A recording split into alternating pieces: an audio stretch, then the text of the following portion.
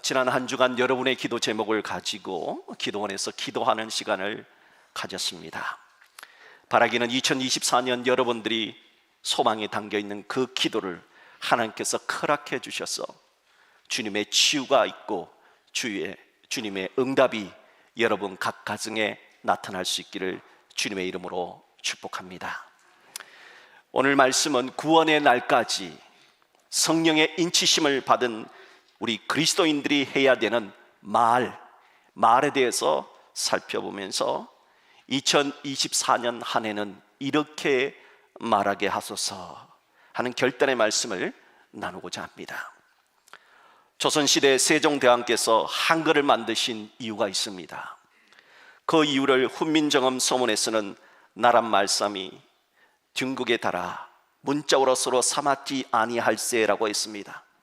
나라의 말이 중국과 너무 달라서 한자와 서로 소통이 되지 않기 때문에 한글을 만들었다는 겁니다. 중국은 중국의 말이 있고 한국은 한국의 말이 있습니다. 그와 같이 빛의 사람은 빛의 말을 하고 어둠의 사람은 어둠의 말을 하는 거지요.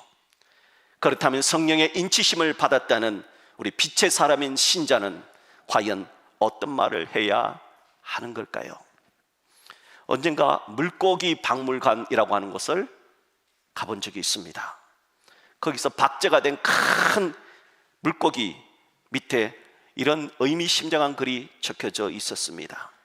내가 입을 다물었다면 난 여기에 있지 않을 것이다.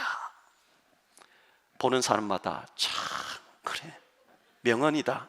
네가 입을 벌려서 그걸 먹겠다고 그냥 탁 삼켰으니까 너 그렇지, 참 명언이다 하면서 고개를 끄덕이게 했습니다. 그래서 혹자는 말하기를 사람이 자신의 운명을 바꿀 수 있는 것이 세 가지가 있다 그래요. 그 첫째는 생각을 바꾸는 겁니다. 나의 생각을 바꾸면 운명이 바뀐다는 겁니다. 두 번째는 말을 바꾸는 겁니다. 말을 바꾸면 운명이 바뀔 수 있다는 겁니다. 그리고 세 번째는 행동을 바꾸는 겁니다.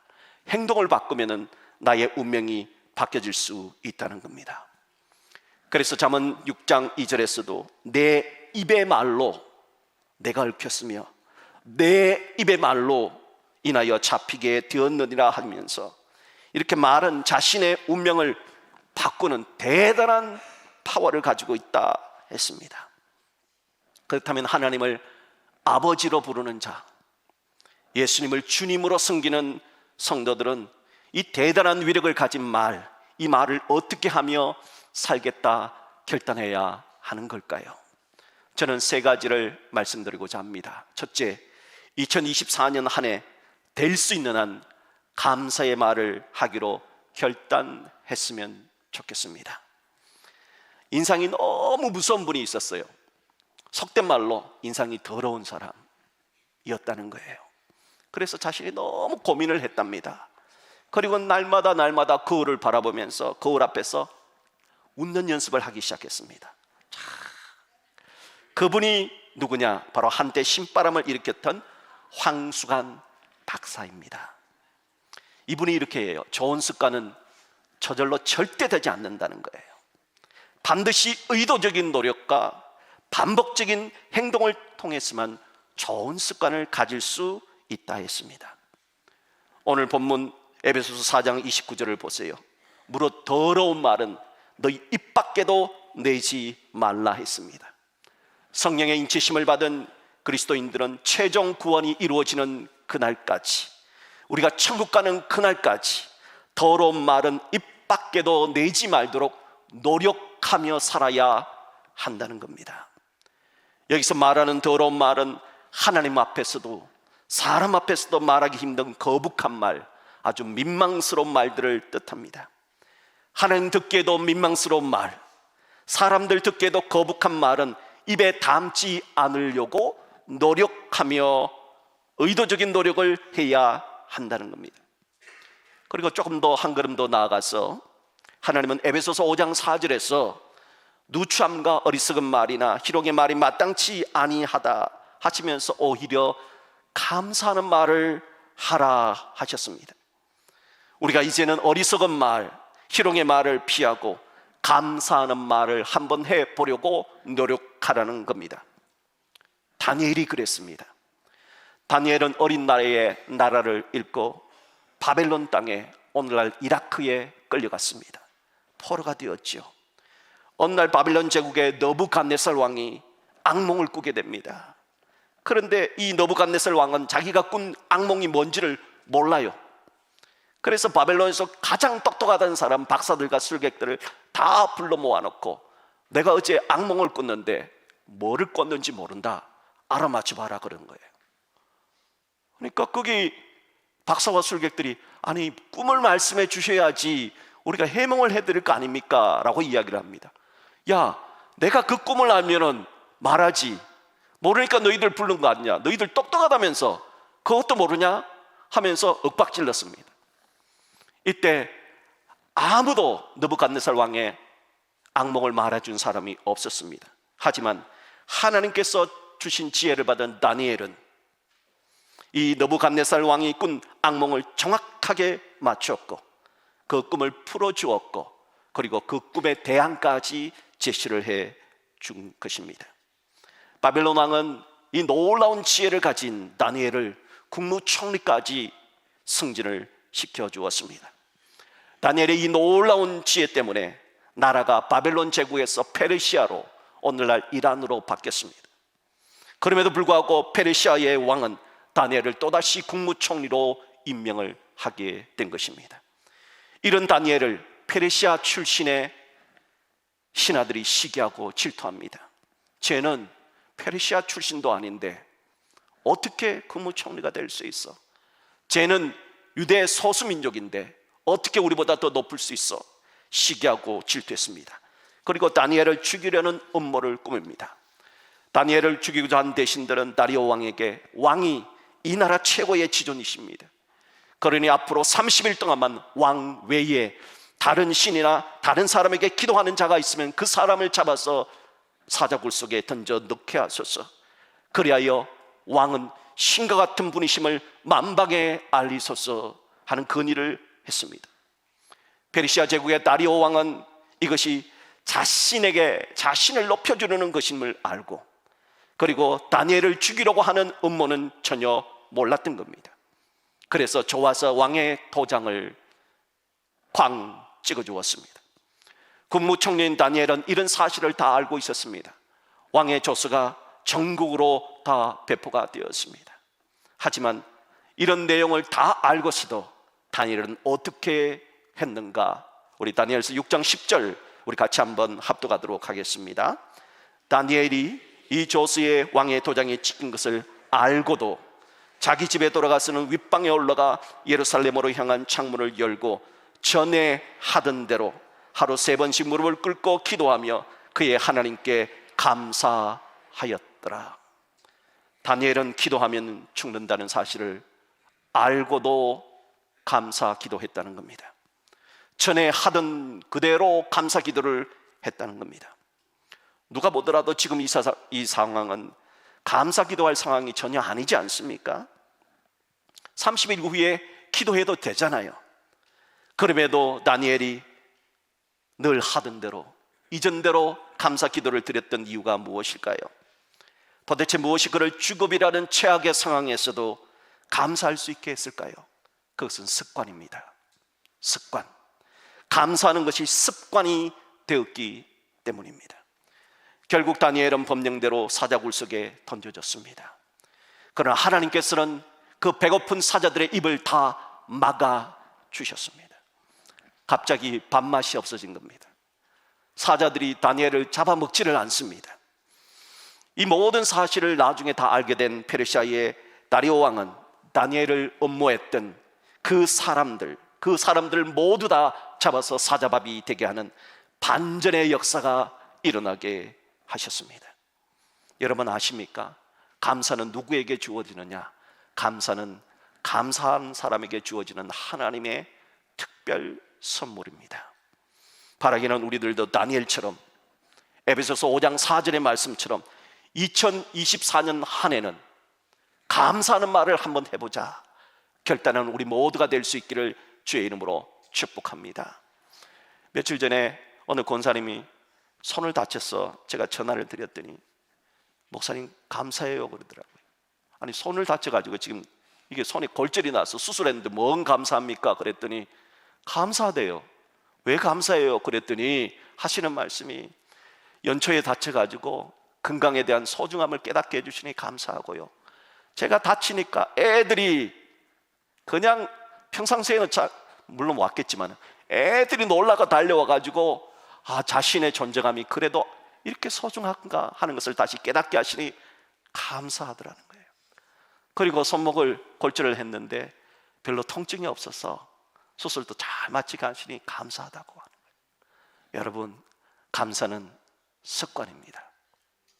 여러분, 2024년 한 해 올해는 좋은 습관, 감사하는 말을 하는 습관을 가질 수 있기를 주의 이름으로 축복합니다. 둘째, 2024년 한 해 될 수 있는 한 진리의 말을 하기로 결단했으면 좋겠습니다. 오늘 본문인 에베소서 4장 30절에 하나님의 성령을 근심하게 하지 말라 하는 말씀이 있습니다. 하나님이 들으시면 근심하는 말이 있대요. 하나님이 들으시면 힘들어하는 말이 있답니다. 하나님이 들으시면 슬퍼하는 말이 있다는 겁니다.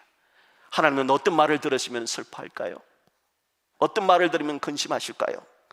성령님은 진리의 영입니다. 요한복음 14장 17절 말씀에 그는 성령은 진리의 영이라 했습니다. 반면에 사탄은 어떤 존재입니까? 사단은 미혹의 영이라 했습니다. 사단은 요한복음 8장 44절에서 거짓말쟁이라고 그랬어요.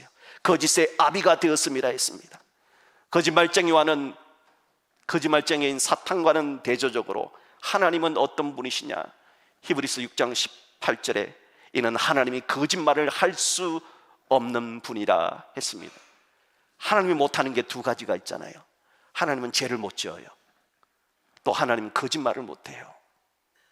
그러므로 하나님을 아버지라 부르는 사람들은, 그리스도인들의 말은 보증수표가 되어야 됩니다.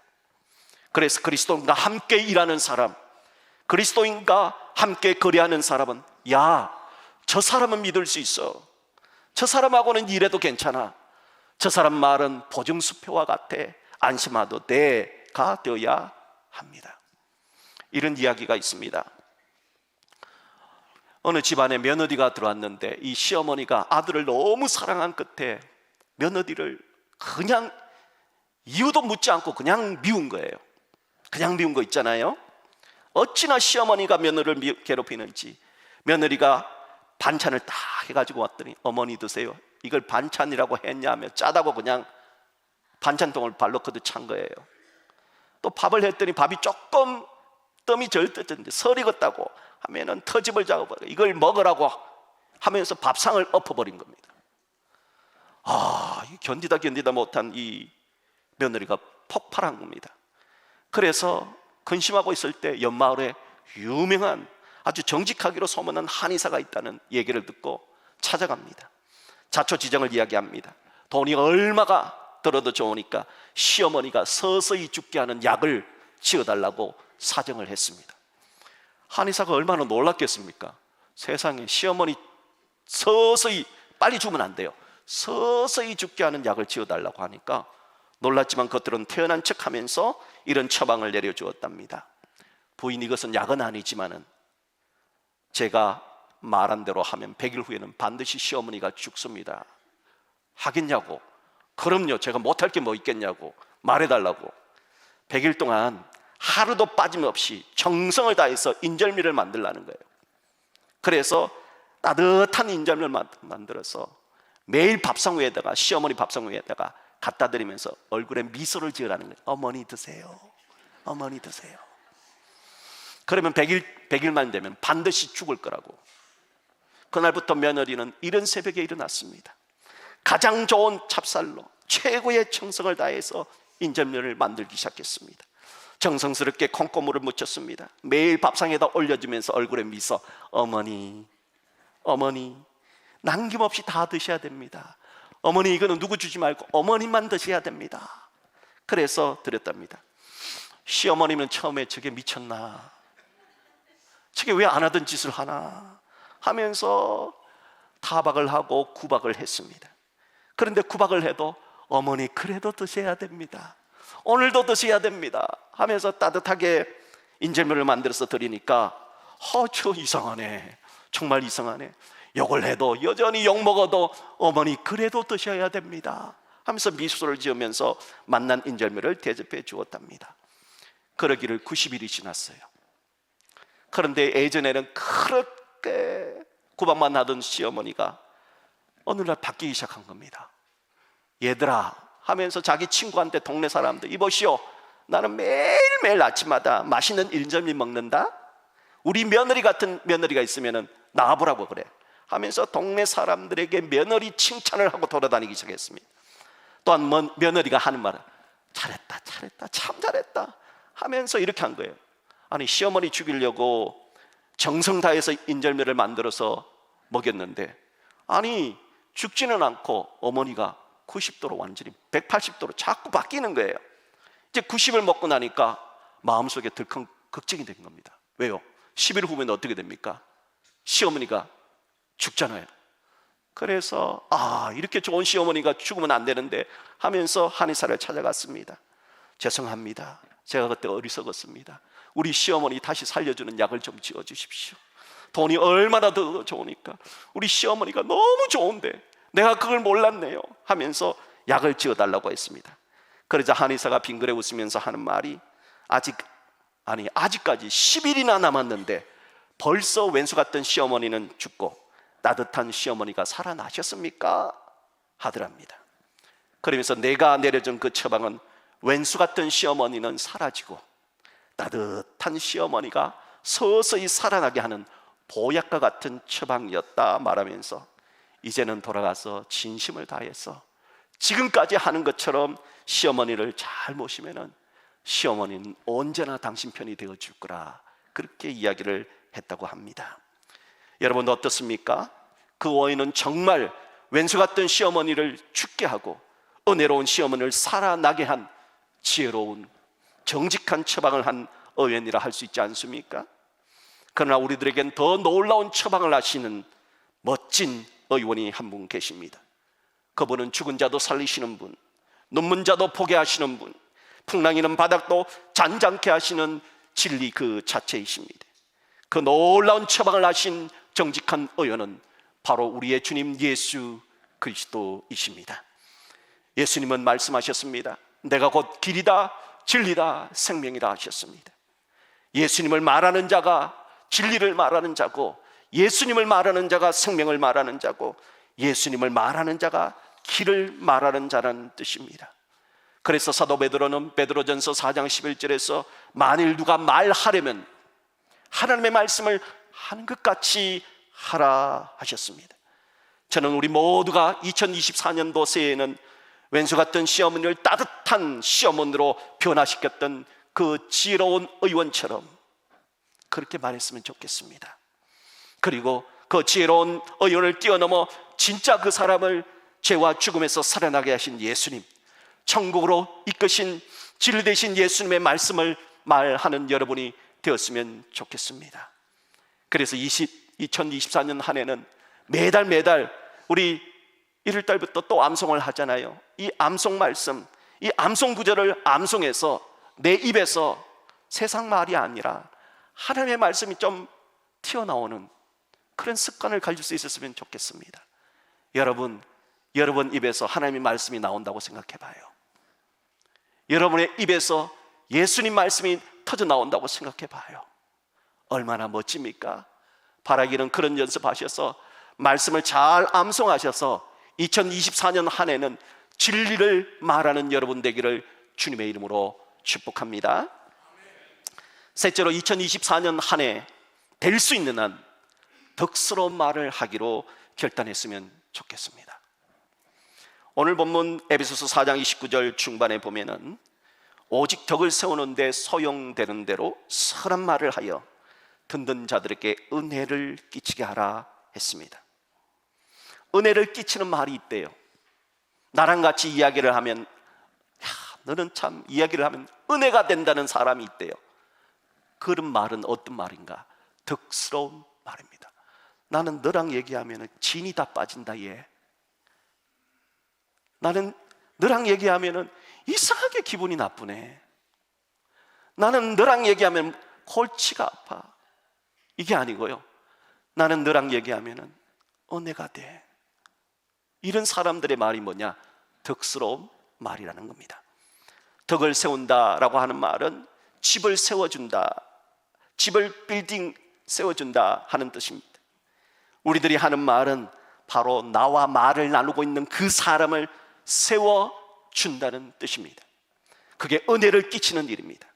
그러므로 그리스도인은 말을 할 때 내가 지금 하는 이 말이 정말 저 사람을 세우는 말인가 하는 점을 생각하고 말하는 습관을 키워야 한다는 겁니다. 저는 말과 관련해서 열왕기하 4장의 말씀을 생각할 때마다 참 감동적이다 하는 생각을 떠올립니다. 열왕기하 4장에는 기적이 소개되어져 있는데요, 머리가 아파 죽은 아이를 다시 살려내는 기적 이야기가 열왕기하 4장에 기록되어져 있어요. 하루는 엘리사 선지자가 수넴 땅으로 가게 되었습니다. 거기서 복음을 전파했습니다. 그런데 그 수넴 땅에 가니까 하나님을 잘 믿는 믿음 좋은 여인이 엘리사 선지자가 자기 마을에 오셨다고 올 때마다 음식을 대접합니다. 식사를 대접하고 선지자님 필요하시면 저희 집에서 쉬고 가세요 하면서 쉴 수 있는 방까지 마련해 주었습니다. 엘리사 선지자는 수넴 여인의 그 극진한 환대와 대접에 너무 고맙고 감사했습니다. 그래서 엘리사 선지자는 어떻게 하면 수넴 여인에게 이 아름다운 사랑의 빚을 갚을 수 있을까 생각하면서 하나님께 기도했습니다. 하나님, 저분이 하나님의 종이라고 저를 이렇게 극진하게 환대하고 대접합니다. 하나님, 저 가정에 복을 내려주십시오. 그렇게 기도하자 하나님은 주의 종을 극진히 대접한 수넴 여인에게 아들을 낳게 해주셨습니다. 이 여인은 본래 불임의 여인이었습니다. 그런데 아들을 낳게 해주셨습니다. 수넴 여인은 생각지도 않은 축복의 선물인 아이를 통해서 사라처럼 웃고 행복할 수 있었습니다. 그런데 어느 날 수넴 여인의 가정에 준 하나님의 선물인 그 아이가 머리가 아프다는 거예요. 어머니 머리가 아파요. 아야 머리야, 아야 머리다 하다가 그만 죽어버렸습니다. 여러분, 이런 참담한 일이 생겼을 때 어떻게 해야 할까요? 이때 수넴 여인은 과연 어찌 했을까요? 성경을 한번 볼까요? 열왕기하 4장 24절로 26절. 자, 이 수넴 여인이 가정에 슬픈 아이가 죽는 슬픈 사건이 일어났을 때 이에 나귀의 안장을 지우고 자기 사환에게 이르되 몰고 가라. 내가 말하지 아니하거든 나를 위하여 달려가기를 멈추지 말라 하고 드디어 갈멜산으로 가서 하나님의 사람 바로 선지자 엘리사에게로 나아가니라. 하나님의 사람 엘리사가 멀리서 그를 보고 자기 사한 게하시에게 이르되 저기 수넴 여인이 있도다. 너는 달려가서 그를 맞아 이르기를 너는 평안하냐? 내 남편이 평안하냐? 아이가 평안하냐? 하라 하였더니 그 여인이 대답하되 평안하다. 저는 이 기사를 보고 충격을 받았습니다. 사랑하는 아들을 잃은 수넴 여인이 평안하겠습니까? 얼마나 힘들었겠습니까? 얼마나 가슴이 아팠겠습니까? 그런데도 선지자 사환 게하시가 평안하냐 물었을 때 뭐라고 대답합니까? 평안하다. 분명 슬펐을 텐데, 분명 가슴이 찢어졌을 텐데 왜 이 수넴 여인은 어찌하여 평안하다 대답했을까요? 우리는 큰 사건, 큰 사고를 만나면 주로 어떤 말을 합니까? 슬픔의 말을 합니다. 그리고 나도 모르게 부정적인 말을 하게 됩니다. 나는 별로 안 되나 봐. 우리 집은 별 잘 안 되나 봐. 또 그 슬픈 말, 그 아픈 소식을 들은 세상 사람들은 어떻게 합니까? 그때부터 소문을 내기 시작합니다. 있잖아 세상에 수넴 여인 알지? 그 수넴 여인, 하나님이 그 집에 그 하나님의 축복의 선물로 주신 아들이 있잖아. 죽었대, 아파서. 세상 사람들은 그 말을 듣고 말을 퍼뜨리기 시작합니다. 문제 해결은 하나도 없고 슬픈 소문만이 무성합니다. 그래서 수넴 여인은 슬픔의 말, 부정적인 말에 침묵한 겁니다. 분명 수냄 여인의 말은 슬프고 아팠을 겁니다. 그런데도 그렇게 말하지 않습니다. 그는 소망의 말을 합니다. 믿음의 말을 합니다. 평안하다. 평안하다는 말은 소망이 담겨 있습니다. 평안하고 싶어요. 평안하다. 평안하고 싶어요. 자, 그런데 이 수냄 여인이 하나님의 사람 엘리사를 만났을 때는 자신의 아픔을 다 토해냅니다. 열왕기하 4장 28절을 보세요. 엘리사를 만났어요. 하나님의 사람을 만났어요. 뭐라고 말합니까? 수냄 여인이 이르되 내가 내 주께 아들을 구하더이까? 내가 언제 아들 달라고 한 적이 있습니까? 나를 속이지 말라고 내가 말하지 아니하더이까? 언제 제가 아들 달라고 한 적이 있습니까? 아들은 하나님이 주신 선물 아닙니까? 주셨으면서도 왜 이런 아픔을 주냐고, 왜 이렇게 나를 아프게 하냐고, 힘들게 하냐고 따지고 속사정을 털어놓았습니다. 그렇습니다. 사람에게는 슬픈 소식, 애통한 소식 알려봤자 문제 해결은 없이 소문 납니다. 그래서 말하지 않는 겁니다. 하지만 하나님께는 다 털어놔도 소문나지 않아요. 심지어 하나님께 따져도 괜찮아요. 그래서 하나님은 해결책이 있잖아요. 그래서 하나님의 사람 엘리사는 수냄 여인의 그 슬퍼하는 소식을 다 듣습니다. 다 듣고는 가슴 아파 기도합니다. 하나님 도와주십시오. 그리고 하나님이 주신 해결책을 받아서 수냄 여인의 죽은 아이를 되살려내는 기적을 행한다 하는 이야기가 열왕기하 4장의 이야기입니다.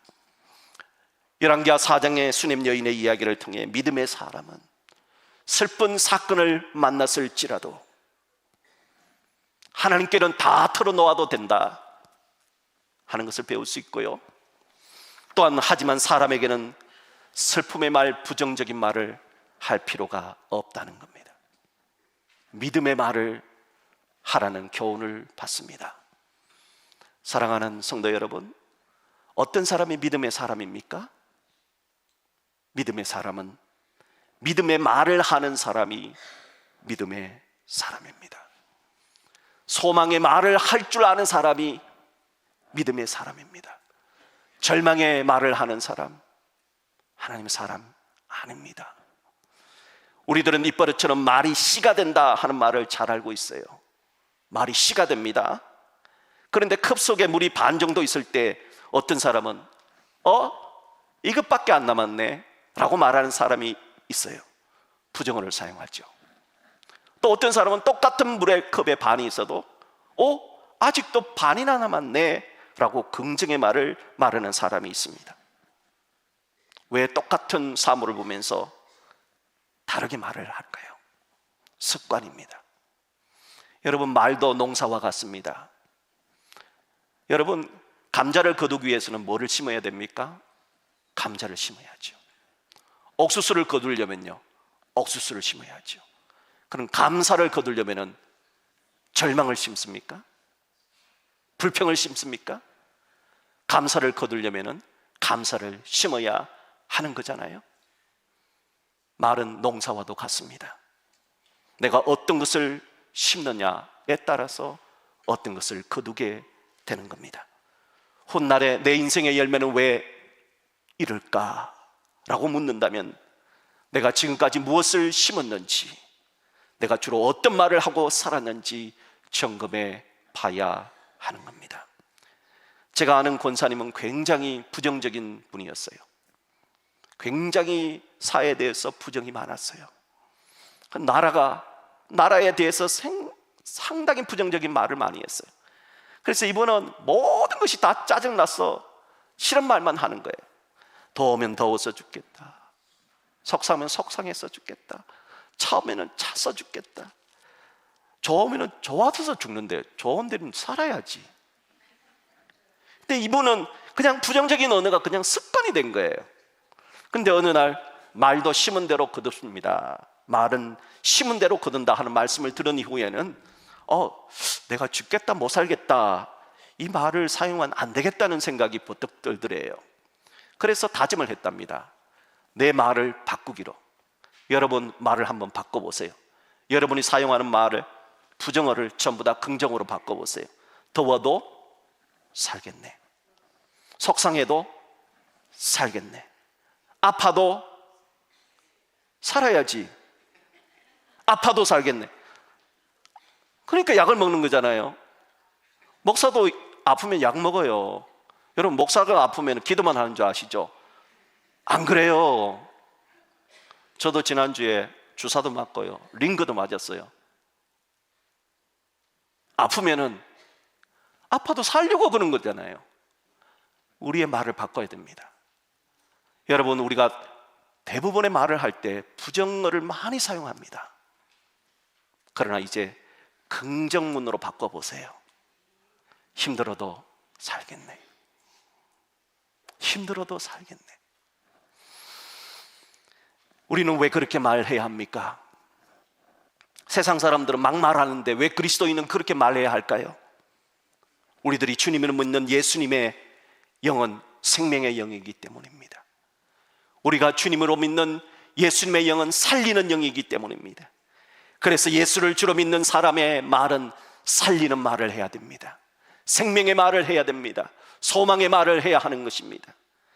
그러나 마음에 응어리가 생길 때가 있어요. 꼭 욕이라도 해주고 싶을 때 있잖아요. 그래야 마음병이 안 생기잖아요. 그럴 때는 욕을 하세요. 그런데 누구한테 욕을 해야 되느냐? 사람한테 하지 마세요. 사람한테 하면요, 반드시 누가 언제 무슨 욕을 했다, 요 소문이 언제가는 자기 귀에 되돌아옵니다. 그러면 누구한테 욕을 해야 됩니까? 여러분, 하나님 보는 데서 욕하세요. 하나님과 나만이 아는 엄밀한 공간에서 하나님 아버지하고 걔 있잖아요, 걔 XX 하면서 욕을 하세요. 차라리 하나님 앞에서 욕하세요. 그러면은 여러분 부모 앞에서 여러분을 괴롭히는 사람 욕하면은 부모님이 뭐라 그래요? 그런 싸가지 없는 하면서 같이 편들어 주잖아요. 그런데 바깥에서 욕할 필요가 없어요. 아버지 앞에서 욕하세요. 아버지 앞에서 다 털어놓으세요. 그래야 여러분의 마음의 병이 생기지 않습니다. 하나님 앞에 시원하게 다 고자질하세요. 그러나 사람한테는 하지 마세요. 사람은요, 해결책도 없고 뭐라고요? 소문만 내는 존재이기 때문입니다. 그렇게 마음의 속상함을 기도로 풀어버리시고 2024년 한 해는 오늘 나눠진 세 가지 말, 감사의 말, 진리의 말, 덕스러운 말을 할 수 있는 우리 모두가 될 수 있기를 주님의 이름으로 축복합니다.